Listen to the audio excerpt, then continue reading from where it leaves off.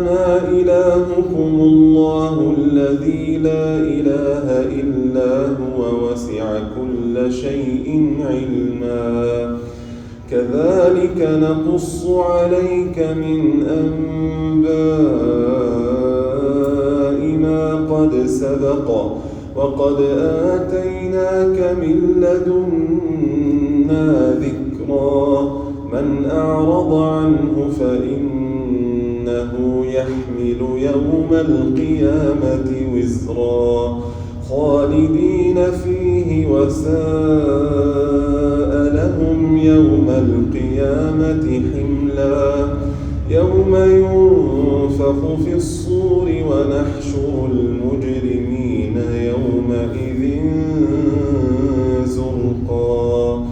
يتخافتون بينهم إن لبثتم إلا عشرا نحن أعلم بما يقولون إذ يقول أمثلهم طريقة إن لبثتم إلا يوما ويسألونك عن الجبال فقل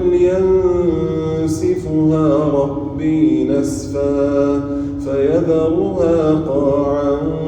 صفصفا لا ترى فيها عوجا ولا أمتا يومئذ يتبعون الداعي لا عوج له وخشعت الأصوات للرحمن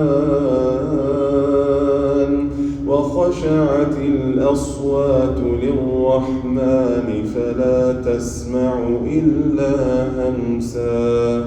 يومئذ لا تنفع الشفاعة إلا من أذن له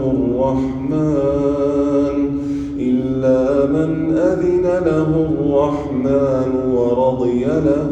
قولا يعلم ما بين أيديهم وما خلفهم ولا يحيطون به علما وعنت الوجوه للحي القيوم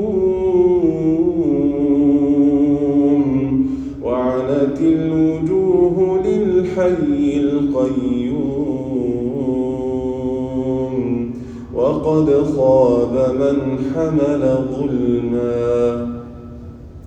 ومن يعمل من الصالحات وهو مؤمن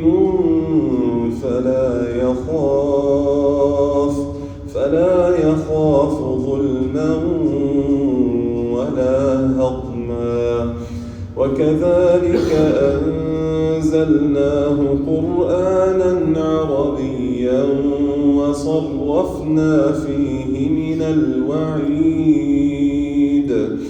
وصرفنا فيه من الوعيد